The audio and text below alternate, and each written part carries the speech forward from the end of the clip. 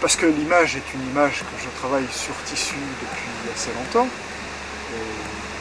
Mais ce qui m'avait intéressé dans la pierre, c'est que j'avais envie de revenir à quelque chose d'un peu brut.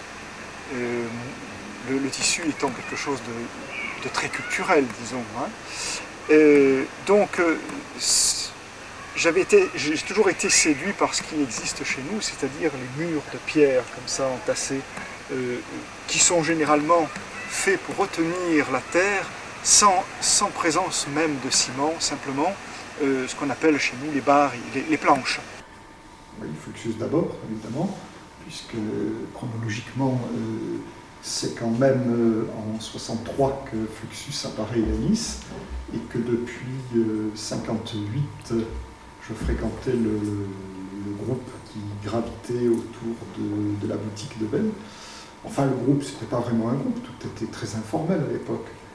Et les idées, disons, qui venaient des États-Unis par Ben, et donc ceux qui précédaient Fluxus, ou bien tout le courant qui faisait que les Niçois étaient en contact avec le pop et les courants américains, tout ça était déjà dans l'ambiance, quoi. Nous avions des informations plus ou moins bien transmises d'ailleurs, mais qui ne passaient pas par d'autres circuits que la liaison directe avec les États-Unis.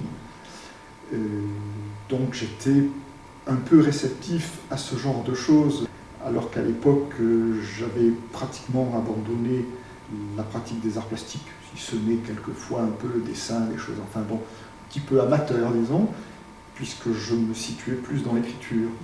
Et j'étais d'autant plus aux aguets des choses qui étaient plus conceptualisées. Donc Fluxus étant quand même un courant qui était essentiellement fait d'idées plus que de pratiques, la pratique étant, comme dans le surréalisme, disons, tout à fait hétéroclite. C'est plus une attitude par rapport aux choses, Fluxus, un comportement qu'une esthétique. Bien que, bien sûr, ça infléchit les pratiques. Donc, le premier contact, disons, avec Fluxus, je l'ai pratiquement raté, puisque c'était à l'époque où j'étais militaire, et Massunas est arrivé à Nice au moment où moi je partais.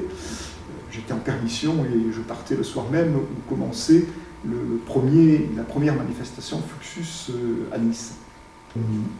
Donc voilà, ça c'était le premier contact un peu raté, bien que j'ai participé pratiquement au préambule, disons. Et puis, lorsque je me suis retrouvé début 64, c'est-à-dire 6 mois, 7-8 mois après, à Nice, donc de retour, à ce moment-là, l'idée de Fluxus était déjà plus claire. Enfin, Fluxus existait en tant que nom, alors qu'avant 63, c'était des notions éparses. C'était un courant autour de Georges Brecht, etc. Il se trouve que fin 64, début 65, je pense, Georges Brecht et Filiou sont venus s'installer à Villefranche, et à ce moment-là, j'ai rencontré Georges, et je l'ai rencontré d'ailleurs la première fois pour l'interviewer avec un magnétophone pour la revue Identité. C'était notre première rencontre et notre première conversation, ce qui était un peu brutal, quoi, disons. Je crois que Fluxus, c'est le contraire de l'instituteur. C'est la méditation plus que la distribution du savoir. Hein. C'est quand même une réflexion sur l'art, de toute façon, puisque tous ces gens-là étaient quand même des gens qui se positionnaient d'une manière ou d'une autre dans une démarche artistique, qui soit musicien, plasticien, écrivain, enfin tout ça. La particularité, c'est qu'ils prenaient la chose globalement. C'est-à-dire, donc, où est la limite, puisqu'on ne réfléchit plus sur une discipline, mais sur la transmission d'un comportement et d'une façon de vivre les choses. Et de là aussi l'implication technique de ce que je fais n'est pas forcément de la peinture, n'est pas forcément de l'écriture, n'est pas forcément de la musique, c'est quelque chose qui peut se situer sur les marges de l'un et de l'autre.